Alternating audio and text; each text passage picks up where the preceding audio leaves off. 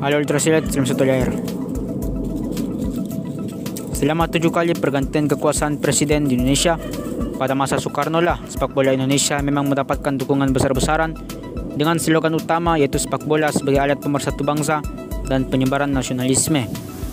Soekarno juga sempat menggunakan sepak bola dengan timnas Indonesia sebagai alat diplomasi politik untuk memperkenalkan bangsa Indonesia jauh ke Eropa.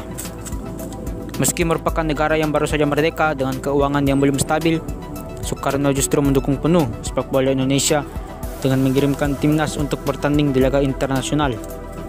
Dengan dukungan penuh dari Soekarno, timnas Indonesia saat itu kemudian memang akhirnya bisa menjelma menjadi kekuatan yang menakutkan dari Asia.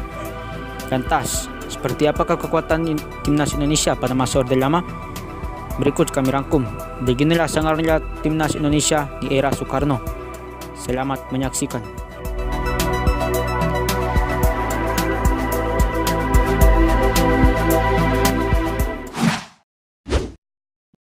Satu, pembangunan Stadion GBK.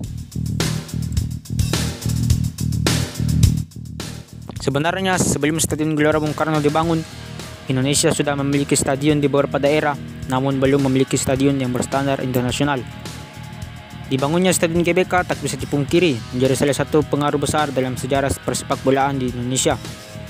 Karisma dan pengaruh politik Soekarno di dunia pada masa itu cukup memikat hati para penguasa, khususnya Uni Soviet, untuk membantu pembangunan stadion ini, sehingga hanya memakan waktu beberapa bulan saja. Saking cepatnya, Jepang sampai menjuluki Indonesia sebagai negara gila.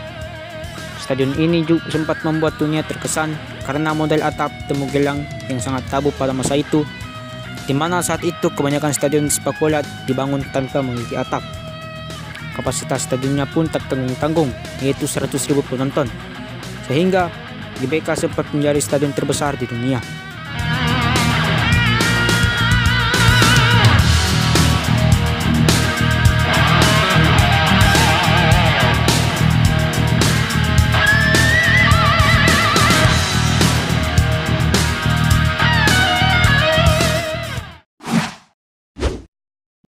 Dua, prestasi manis di Olimpiade 1956. Momen ini juga menjadi salah satu momen yang tak boleh dilupakan oleh para pecinta sepak bola Indonesia. Pada saat itu, Indonesia berhasil menahan imbang raksasa sepak bola Uni Soviet di Olympic Park Stadium, Melbourne, Australia, pada saat Olimpiade 1956 di Australia berlangsung. Di luar dugaan, Indonesia mampu menahan imbang Uni Soviet yang saat itu diperkuat kiper legendaris Lev Yashin 0-0 pada 29 November 1956. Indonesia mampu menerapkan skema parkir bus yang membuat lawan kewalahan. Sayang, Indonesia tetap gagal ke semifinal usai kalah 0-4 di partai ulangan. Namun, kisah menahan Uni Soviet tetap menjadi cerita heroik. Apalagi pada saat itu, Uni Soviet akhirnya berhasil merebut medali emas.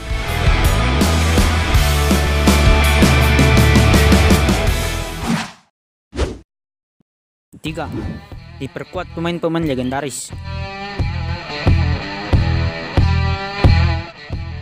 Indonesia pernah mengalami masa di mana mereka diperkuat pemain-pemain berkelas seperti Andi Ramang, Maulwi Salehan, Roni Paslah, dan beberapa pemain perserikatan lainnya, ditambah pelatih dari Yugoslavia, Antun Toni Pugaknik, yang didapati sebagai hasil dari hubungan dekat Soekarno dan Presiden Yugoslavia, Josip Broz Tito. Pemain legendaris Indonesia juga memiliki kualitas yang diakui dunia.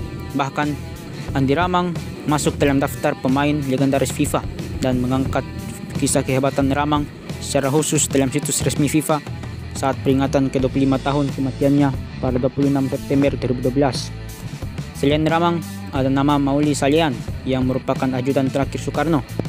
Beliau adalah kiper legendaris milik timnas Indonesia.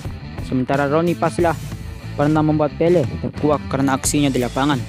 Sungguh merupakan prestasi yang sangat sulit terulang, apalagi saat ini kebanyakan pemain timnas memiliki sumber gol yang berasal dari pemain naturalisasi.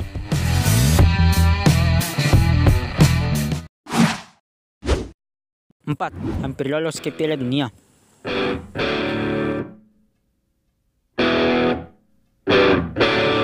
Pada Piala Dunia edisi tahun 1958, Indonesia nyaris saja mendapatkan salah satu tiket ke Swedia. Skuad timnas yang bukan main-main saat itu difavoritkan untuk lolos ke Piala Dunia saat itu. Namun sayangnya, saat pertandingan terakhir melawan Israel, Soekarno menolak timnas Indonesia bertanding dengan Israel lantaran tidak mengakui Israel sebagai negara dan juga sebagai bukti hubungan dekatnya dengan Palestina. Alhasil, tiket yang menjadi penentu lolos tidaknya timnas Indonesia ke Piala Dunia terpaksa diberikan kepada Wales. Wales pun memenangkan pertandingan melawan Israel dan lolos ke Piala Dunia. Seandainya Indonesia tidak menolak untuk tampil, kemungkinan besar Indonesia mencatatkan rekor sebagai negara Asia Tenggara yang 2 kali tampil ke Piala Dunia. Hal ini tentu menjadi prestasi besar yang sulit terulang, apalagi jika melihat penampilan timnas Indonesia di kualifikasi Piala Dunia 2022 yang sangat jauh berbeda dengan penampilan di kualifikasi Piala Dunia 1958 lalu.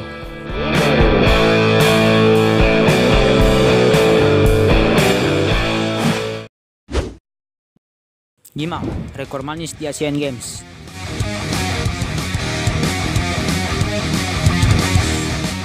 Diplomasi antara Soekarno dan pemimpin negara-negara besar seperti Uni Soviet dan Yugoslavia juga membawa pengaruh besar pada sepak bola Indonesia. Misalnya, Uni Soviet yang membantu pembangunan GBK dan Yugoslavia yang memberikan pelatih hebatnya Antun Toni Pogacnik. Di bawah pelatih Antun Toni Pogacnik, Soekarno berharap timnas Indonesia bisa menjadi tim yang hebat sehingga bisa merepresentasikan nama Indonesia di dunia internasional. Langkah awal di era Toni Pogacnik itu dimulai ketika timnas Indonesia bisa menjadi semifinalis di Asian Games 1954 di Manila. Begitupun di Asian Games 1958 di Tokyo. Timnas Indonesia berhasil menarik perhatian internasional usai mengalahkan India untuk merebut juara ketiga atau membawa pulang raihan medali perunggu. Sungguh merupakan prestasi yang sangat sulit terulang pada masa ini.